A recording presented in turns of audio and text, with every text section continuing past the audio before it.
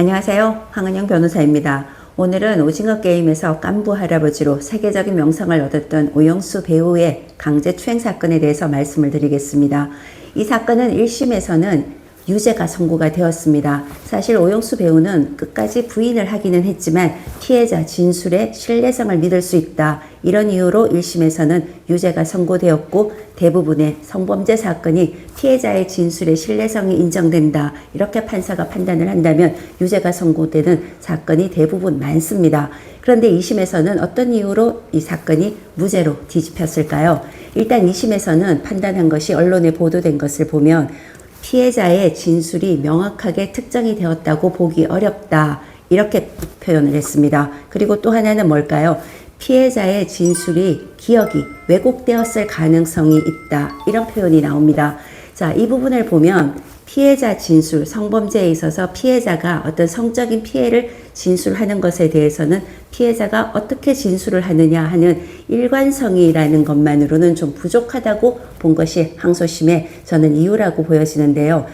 피해자의 진술 외에 이 진술을 뒷받침해 줄 수 있는 객관적인 증거가 좀 더 탄탄하게 있어야지 피해자 진술을 가지고서 피고인에게 유죄로 선고할 수 있다. 어떻게 보면 형사소송법의 당연한 원칙을 한번 확인했다고 볼 수도 있습니다.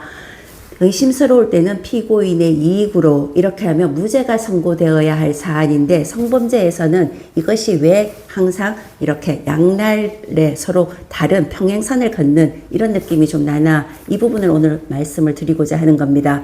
일단은 피해자 진술에 의심을 하고서 너 정말 사실을 말하고 있는 거야? 정말 그런 일이 있었던 거야? 이렇게 물을수록 진술의 신뢰성을 금정을 하면 할수록 피해자를 위축시킨다는 성범죄 고유의 범죄의 특성이 있는 것입니다. 그러다 보니까 수사기관에서는 피해자 인권을 보호해야 된다. 그리고 어떻게 보면 수사를 피해자에게 친화적으로 피해자를 조금 지원하면서 수사가 이루어지다 보니까 어떤 경우에는 과도하게 피해자 진술이 중심이 주어지고 피고인의 억울함이라든가 이런 거는 어떻게 보면 범죄를 부인한다. 이렇게 되면서 피고인들도 억울한 면이 분명히 있는 점. 이렇게 어떻게 보면 이 평행적인 구조에 있는 성범죄가 진술만에 의해서 유죄가 선고된다는 이 절차적인 구조적인 문제가 좀 있습니다.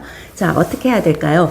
일단은 성범죄 피해자들의 진술의 그 사법적인 폭로를 우리는 지원은 물론 해야 됩니다. 그렇지만 이 진술을 확보할 때 어떻게 해야 될까요? 수사기관은 좀 더 객관적인 증거들을 함께 모아줘서 피해자는 억울하지 않게 그리고 가해자도 본인이 한 태도만으로 비난을 받는 것이 아니라 본인이 어떤 형사적인 정말 문제되는 행위를 했다 이렇게 입증이 되어서 좀 더 억울한 면이 좀 없게 이렇게 재판을 받는 이런 사법 시스템이 필요한 면을 한번 강조를 한 사안이라고 할 수가 있습니다.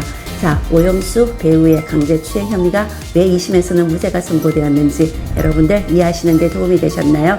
도움이 되셨다면 구독과 좋아요 부탁드립니다. 감사합니다.